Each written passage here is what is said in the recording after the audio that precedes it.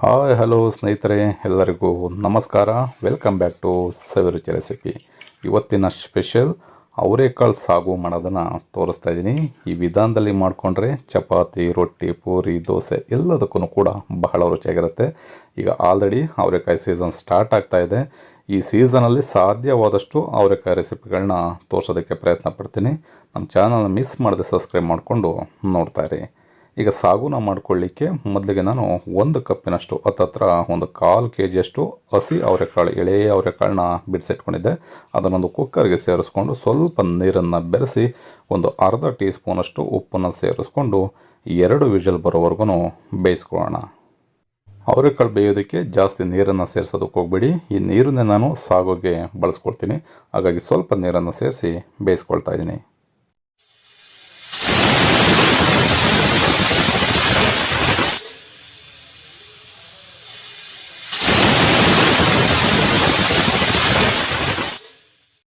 ಅವರೆಕಾಯಿನ 2 whistle ಬರೋವರೆಗೂ ಬೇಯಿಸ್ಕೊಂಡಿದ್ದೀನಿ. ಅದು whistle ಹೋಗೋಷ್ಟರಲ್ಲಿ ಒಂದು ಮಸಾಲಾನ ರೆಡಿ ಮಾಡ್ಕೊಳ್ಳೋಣ.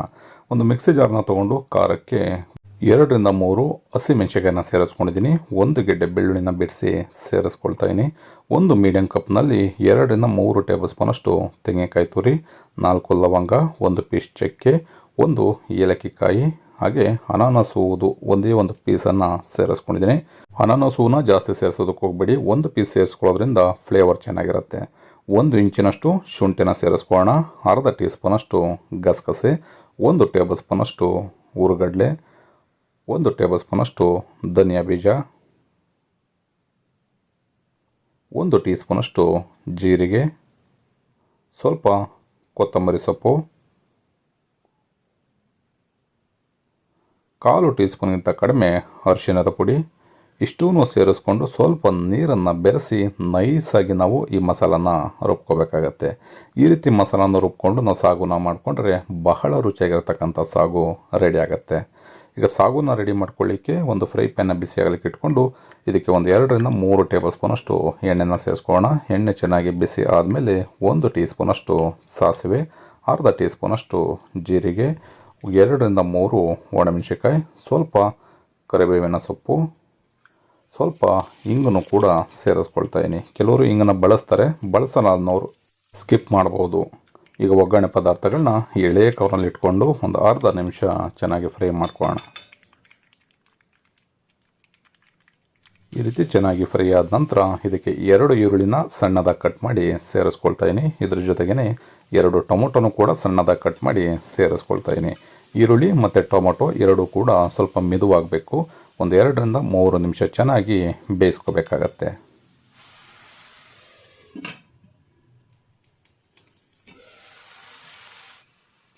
ಈರುಳ್ಳಿ ಟೊಮೊಟೊನ ನೀವು ಎಷ್ಟು ಚೆನ್ನಾಗಿ ಬೇಯಿಸ್ಕೊಳ್ತೀರಾ, ಆ ಒಗ್ಗರಣೆಗೆ ಸೇರಿಸಿರ್ತಕ್ಕಂಥ ಎಣ್ಣೆನೆಲ್ಲ ಹೀರ್ಕೊಂಡಿರುತ್ತೆ.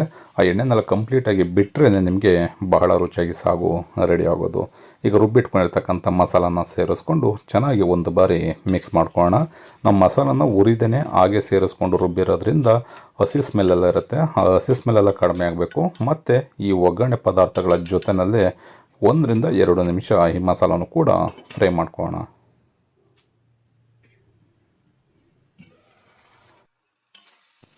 ಈ ರೀತಿ ಒಗ್ಗರಣೆ ಪದಾರ್ಥಗಳ ಜೊತೆಯಲ್ಲಿ ಮಸಾಲಾನ ಸೇರಿಸಿ ಬೇಯಿಸ್ಕೊಂಡ್ರೆ ಈರುಳ್ಳಿ ಟೊಮೊಟೊ ಮಸಾಲೆ ಎಲ್ಲ ಚೆನ್ನಾಗಿ ಫ್ರೈ ಆಗಿ ಎಣ್ಣೆ ಬಿಡುತ್ತೆ. ಆಗ ಸಾಗು ರುಚಿನೂ ಕೂಡ ತುಂಬ ಚೆನ್ನಾಗಿರುತ್ತೆ. ಈಗ ಬೇಯಿಸಿಟ್ಕೊಳ್ತಕ್ಕಂಥ ಅವರೆಕಾಳನ್ನು ಸೇರಿಸ್ಕೋಣ. ಆ ನೀರೇನಿದೆ ನೀರನ್ನು ಸಪ್ರೇಟ್ ಮಾಡೋದಕ್ಕೆ ಹೋಗ್ಬಿಡಿ. ಆ ನೀರಿನ ಸಮೇತವಾಗಿಯೇ ಸೇರಿಸ್ಕೋಬೇಕು. ಈ ರೀತಿ ಸೇರಿಸ್ಕೊಂಡು ನಾನು ಆಲ್ರೆಡಿ ಅವರೆಕಾಳನ್ನು ಬೇಯಿಸ್ಕೋಬೇಕಾದ್ರೆ ಉಪ್ಪನ್ನು ಸ್ವಲ್ಪ ಸೇರಿಸ್ಕೊಂಡಿದ್ದೆ. ನಿಮ್ಗೆ ರುಚಿಗೆ ಎಷ್ಟು ಬೇಕೋ ಅಷ್ಟು ಉಪ್ಪನ್ನು ಸೇರಿಸ್ಕೊಂಡು ಚೆನ್ನಾಗಿ ಒಂದು 4 ರಿಂದ 5 ನಿಮಿಷ ಮೀಡಿಯಮ್ ಉರಿಯಲ್ಲಿ ಇಟ್ಕೊಂಡು ಬೇಯಿಸ್ಕೋಬೇಕಾಗತ್ತೆ.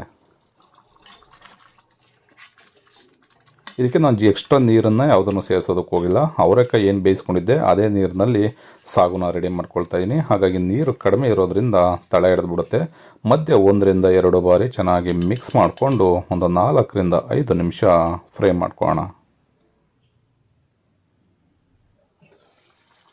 ಈ ರೀತಿ 4 ರಿಂದ 5 ನಿಮಿಷ ಚೆನ್ನಾಗಿ ಫ್ರೈ ಮಾಡಿಕೊಂಡ್ರೆ ಆ ನೀರೆಲ್ಲ ಡ್ರೈ ಆಗಿ ಗ್ರೇವಿ ಥರ ರೆಡಿ ಆಗುತ್ತೆ. ಅಲ್ಲಿವರೆಗೂ ನಾವು ಚೆನ್ನಾಗಿ ಬೇಯಿಸ್ಕೋಬೇಕಾಗತ್ತೆ.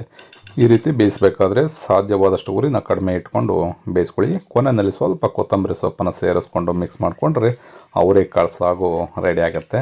ಈ ರೆಸಿಪಿ ನಿಮಗೆ ಇಷ್ಟ ಆಯಿತು ಅಂತ ಅಂದ್ಕೊಳ್ತೀನಿ. ಇಷ್ಟ ಆಗಿದ್ದರೆ ಆದಷ್ಟು ಜನಕ್ಕೆ ಶೇರ್ ಮಾಡಿ.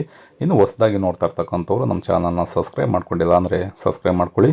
ಫೇಸ್ಬುಕ್ಕಲ್ಲಿ ನೋಡ್ತಾ ಇರ್ತಕ್ಕಂಥವ್ರು ನಮ್ಮ ಸವಿರುಚಿ ರೆಸಿಪಿ ಫೇಸ್ಬುಕ್ ಪೇಜ್ ಇದೆ, ಅದನ್ನು ಕೂಡ ಫಾಲೋ ಮಾಡಿ. ನೀವು ಕೂಡ ಮರಿದೇನೆ ಈ ಅವರೆಕಾಳು ಸಾಗುನ ಮನೆಯಲ್ಲಿ ಒಂದು ಸಲ ಟ್ರೈ ಮಾಡಿ ಹೇಗಿತ್ತು ಅನ್ನೋದನ್ನು ಕಮೆಂಟ್ ಮಾಡಿ ತಿಳಿಸಿ. Thank you.